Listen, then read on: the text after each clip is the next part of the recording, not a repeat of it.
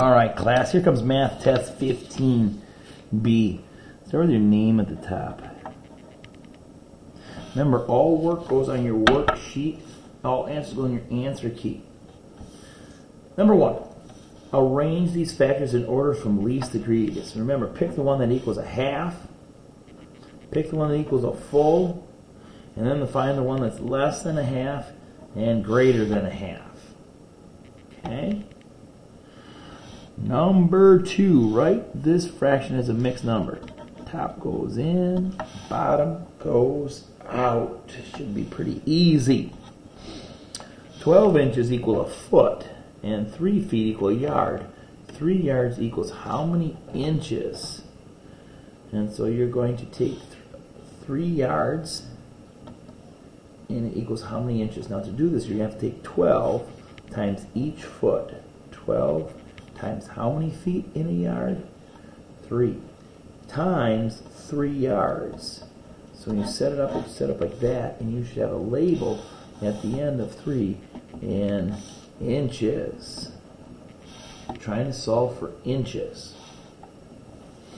All right, number 4, use digits to write the decimal number 12 and 21/100. I can't help you with that one too much. 12 and 21/100. Remember how to write 12, chunk it. Remember how to write and then remember how to write 21/100.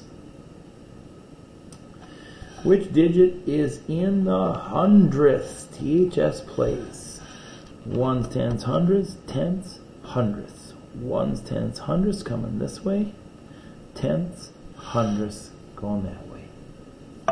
They already lined up the decimal points for you. If you have to add a 0. Number 7 says, name the shaded part of this square. Now it looks like they're all shaded, except for this one down here. So you count all those up. Remember, you count these by tens, 10, 20, 30.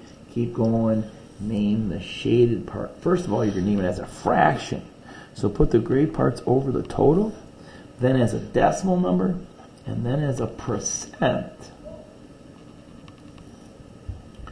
Number 8 says round 2,624 to the nearest hundred. The 100 is in the 6th place. Look back to the 2. So 2 say go up or stay. So you're going to have 2,000 and something hundred, either 6 or 700, and then these should be zeros afterwards. Compare. Remember, you can add zeros after it to help you. 1.2 compared to 1.2. 1.20 compared to 1.20. Number 10. Divide 931 by 30 and write the quotient as a mixed number. 931 divided by 30. Remember to use your cover-up method. How many times is 3 going to 9? Well, that's how many times 30 goes into 93. All right, on this one, that's 58 cents. You're probably going to want to write that one as $0.58. And this one's probably $4.00. Don't forget to line up the decimal point.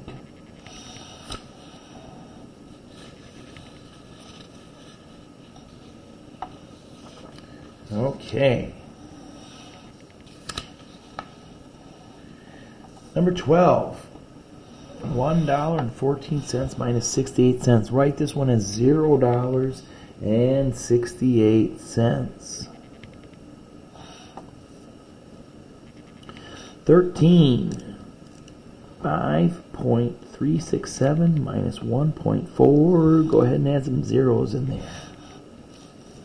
Multiplication. Don't forget to stomp out the decimal points.